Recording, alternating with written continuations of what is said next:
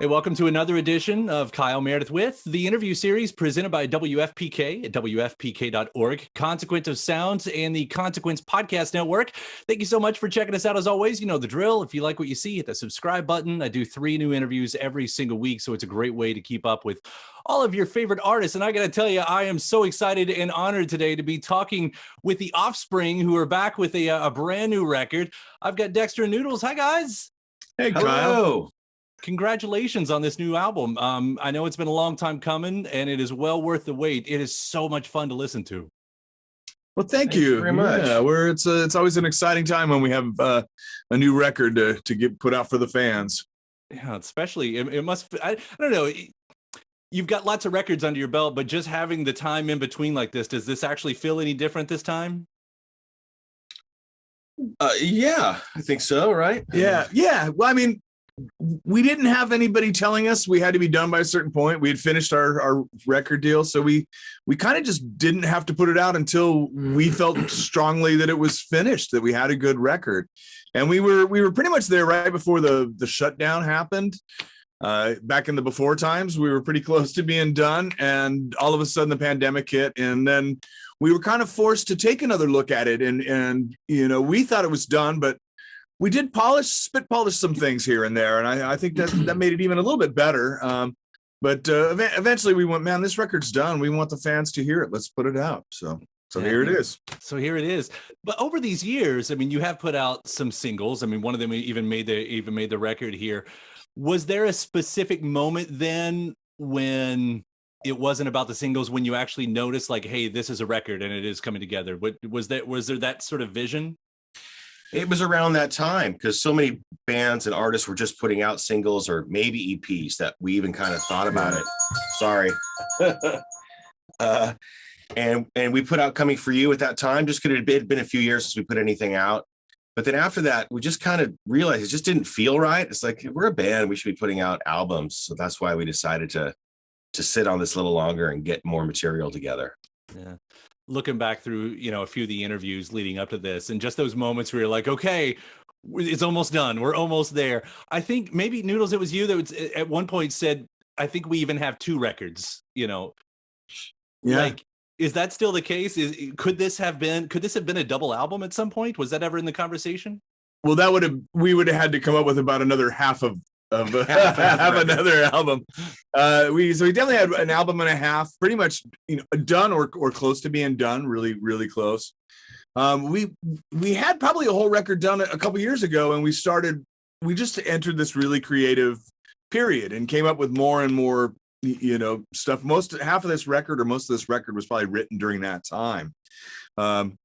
So yeah, we definitely have enough to, hopefully it won't take us 9 years to put together. You know, we already have half a record for you. That's so right. Yeah, hopefully it won't take us another 9 years.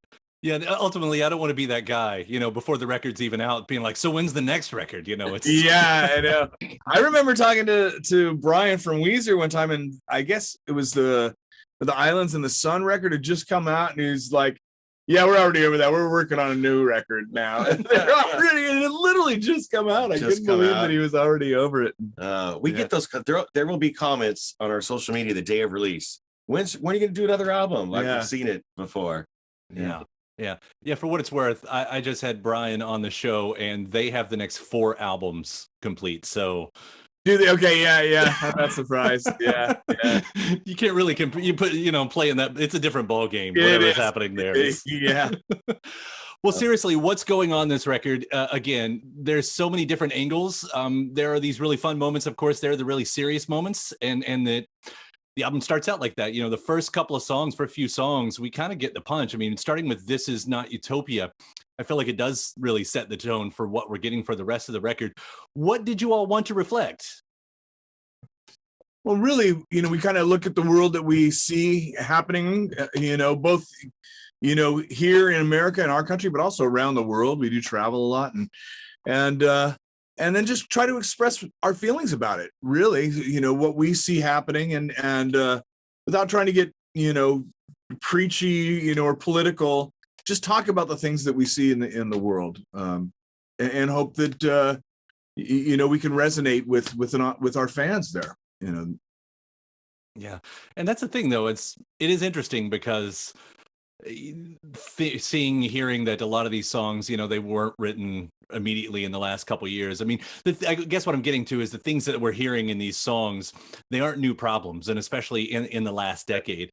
Like, kind of going further about what you're talking about there, were there those specific moments in our country's history, in the world's history, where you thought, oh, okay, this is something that I need to talk about. This is something that I need to hit on. Were those actually there? Yeah, well, this is not Utopia. It was kind of written about, a lot of the social unrest that we were seeing, but it was written before, like, the protests of last summer here in the U.S. But certainly, like, Let the Bad Times Roll, there's a couple of lines in that, like lock her up, that, you're referencing a specific moment and a specific event in history. We figured people aren't going to forget that, and without trying to take sides on whatever side you're on, I don't think anyone has been happy with what we've seen happening in the last 4 years. We're more divided than we ever have, at least in our, I've not just in our country, but certainly in the United States. And you have to address it. You have to, point it out. And I think to not talk about what we see happening would be dishonest. Yeah. Yeah. Coming at that, Let the Bad Times Roll. I mean, I wrote down the words champions for destruction. And it might have been something that you all had said, in one of your video things on YouTube or whatever, but because I didn't catch it exactly like that the first time I heard it, obviously the theme just of what we've gone through, Let the Bad Times Roll, but hearing about, like, oh, the people who are actually sort of benefiting from the madness. Right. Am I right on that? And can you talk a little bit about that angle? Yeah, they're the ones that want to let the bad times roll, for those of us living through it, it's kind of like, geez, how much more are you going to give us, and then finally you're like, okay, bring it. Let the bad times roll, bring it, But then there's the world leaders, the media, certain arms of it anyways, that want to divide us, and that's how they make money and stay in power. And so they want to keep, you think I'm bad now, just wait, I'm gonna be twice as bad now. Double down. That's what they say, right? Rather than admit maybe making a mistake, they just head down. No, we're doing this, fuck you, and dividing us too. Yeah, I think that's been the most surprising thing is it seemed like in the past, people would bow out of embarrassment. I don't know, and now no one even says I'm sorry. It's like, did nothing wrong, don't care. The truth doesn't matter anymore. That line's in there. You can yell whatever you want and you get caught on it, just double down. Nope, I'm still sticking with it. I'm sticking with it. It's crazy. It's a strategy. Yeah. It is. So the video does take on a different side of things. It doesn't, kind of go for the political side, but there's drugs in it. There's technology. I guess some of it was sort of looking at the pandemic. I also thought, you are tapping into, of course, a lot of other issues that we deal with on, a daily, hourly basis here in the country, and especially like teenage anxiety. I don't know if I still hear that in a lot of your music. And as we all get older, you've been at the game a long time. Do you find yourself still easily able to tap into that part of your audience? Gosh, I don't know. I don't really think of it like that. I mean, in the video, we're trying to show how people are isolated. These particular people are all younger kids, I guess, and it's definitely not just them. I mean, it's everybody of all ages and the elderly in particular, I think, right? But I think the idea in the video is they've all been kind of isolated and they're kind of tripping out from being even before the pandemic. They're kind of isolated, and alienated from each other. Yeah. The pandemic is what almost, that's when they all of a sudden they're zooming and in the video anyways, they kind of come out of it and after the pandemic. Anyways, we wanted to have it, we wanted to address the things that we see happening in the world that are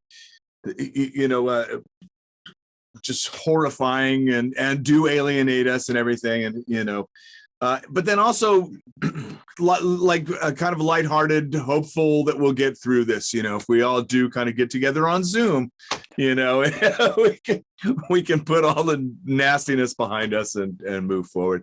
I guess as shitty as everything is, brighter days are ahead of us is the point.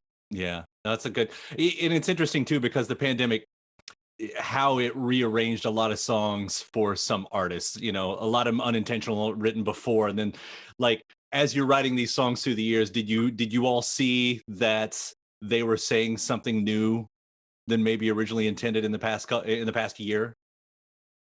I mean, This Is Not Utopia is a good example of something that I wrote before the social unrest of last summer, but I could just kind of, you could just kind of feel it. It was like it was bubbling up. It was almost there. And then when it hit, it kind of put a new spin on the lyrics that I had already written. And it just happened to fit really well together. But that was kind of just a happy accident.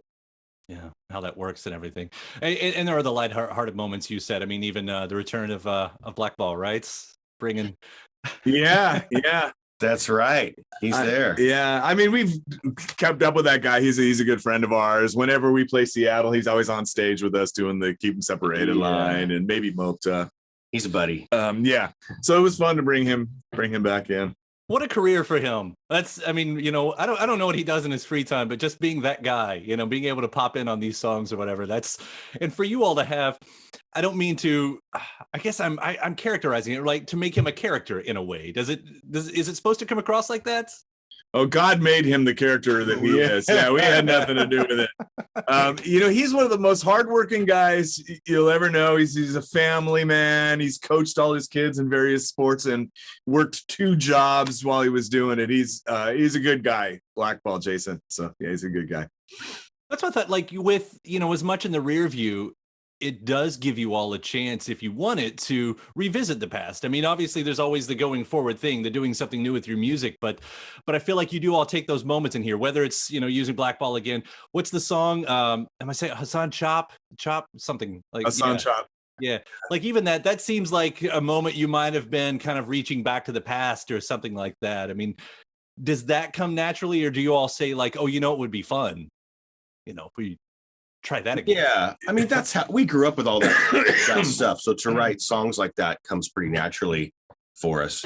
And I think that's part of the challenge and the fun of making a new record is how to do songs that don't sound like you're just repeating yourself. They sound fresh enough, but they still sound like what you used to sound like. Yeah. Hassan Chop is an interesting one because that was one of the last songs written for the record, most of it anyways. But where Hassan Chop comes from an old Warner Brothers cartoon. Hassan Chop was a character, and then in the breakdown we borrowed heavily from something we played 35 years ago. So it's new, it's old, it's got a little bit of everything going on in it. It was a lot of fun putting that together, and it's super fun to play. Yeah. And I guess the other obvious example of what we're talking about here is the re-recording of Gone Away. You know, now it's this, I mean, the melody of that song has always been so striking to me, but to get it in this almost even more brooding piano sort of kind of context, why, how did that one make the record and why? Yeah, I mean, it started out as a live thing. You know, our shows are pretty nonstop with, you know, heavy music and all that stuff. And we wanted to just give the show a moment to breathe. And so we thought, let's do a record, pick a song and do it kind of in a quieter way. And Gone Away seemed like a natural one for that. And especially when you just do it with vocal and piano, I think it changes the perspective of the vocal. It kind of makes it feel, I don't know. Well, the voice and the meaning of it is no longer hidden behind heavy guitar, bass, and drums. Right. You know, it's kind of easy to you are kind of hiding behind that a little bit. It feels personal. You know? And it does. It makes it a little bit more personal, really makes you think about the meaning of the song, kind of purifies it, I think, a little bit when you strip it down and make it a more acoustic version of it. Yeah. But I mean, that was it. There wasn't really a design behind it. It's like, oh yeah, let's just do a song quiet. But the reaction's always been really good whenever we've played it live, and lots of requests for, can we get a studio version of that? Backstage at meet and greets and on social media, we were getting it all the time. Do a studio version of Piano Gone Away, and so we took it on. Got there. Yeah. Are there other songs that you'd want to do that with? I mean, is that record? A lot of artists do that at some point. You know, it's like, okay, let's reimagine some of those old hits. Or yeah, Big Bad Habit. Yeah, would be exactly. a good one for that I Dewey, don't probably. I don't think most of our you stuff know. would translate Yeah. that well. We've actually been playing. We did some acoustic shows before the shutdown. We did like a dozen shows, a full band, but all acoustic. And we did actually play Dewey, which is just a super fast punk song with a surfy guitar solo. And we played it just on acoustic guitars without changing the song, really. Just fast punk song, but on acoustic guitars. And it's absurd. It's ridiculous. It's a lot of fun. It seems like also some of those songs, like with pop culture references, obviously Pretty Fly comes to mind or something like that, like to give those an update. Like I don't know, do you guys still do the Ricky Lake line? And is that lost on a younger audience at this point? I hadn't thought about it. Yeah, what would you change that to? Change it to something else now? Yeah, it's some YouTube thing, right? Yeah. I mean, you think about that stuff when you're writing it, and you have to decide whether it's important enough to put in or not, right? Like I mean, geez, we mentioned Janet Reno in a song. Right? Yeah. I think even at the time, we're like, you realize in 2 years, no one's gonna know who that is anymore. And so that one's been lost to history pretty much for sure. But I think kids are just getting out the Google machine whenever they hear that, right? Like, who's Janet Reno? Who's Ricky Lake? You know? Yeah. You guys are offering the history lesson now. See? Yeah, we're keeping those women afloat. That's Janet right. Reno even alive anymore? I don't know. Yeah. Let's optimistically say yes. Yes. Yeah. Just for in the Hall of the Mountain King, I also want to ask about that one. Just these kooky moments on the record, because I wasn't even looking at the track list when that came up, and it was one of those like, what the fuck moments. What's going on there? That's exactly right. It's a what the fuck moment. That's how I've been describing it. Great. We're making this. We're trying to make the album a journey, right? Yeah. I mean, it's easy to put on a record, and at some point, you're just passively listening. We wanted to grab the listener there and go, "Hey, look, this is something," and make them go, "What the fuck?" What the fuck am I listening to? Yeah. But in a fun way too. It's obviously it's Edvard Grieg. It's a 150-year-old classical masterpiece, right? And you're not supposed to fuck with classical masterpieces, so we decided to fuck with it. Yes, and see if we could put a punk beat behind it. And you don't have to pay the rights for that either. It's there's no 150-year-old song, right? There's no additional. I don't know. Are we going to hear from the Grieg family lawyer? Yeah. I don't know. I don't think that comes up.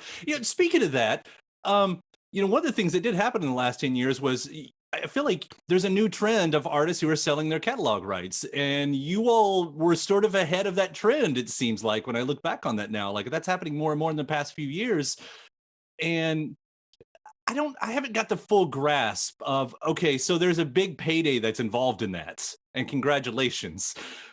Why does that look appealing to, why did that look appealing to you all at this point in your career? And what are the, I guess, non-money benefits? Right. I mean, it's different for everybody. Well, we had bills to pay. It's yeah. I mean, I don't know. I always feel weird talking about the business side of stuff, it's just going to be too much. But the gist of it is that we owned all our records, but they were licensed to Sony. And at a certain point, they came back to us, and we had to decide what path to take. We could relicense or sell or start our own label or whatever. And we just felt like it made the most sense for us to sell the rights. Yeah, it's got to be an interesting. Like, I don't know.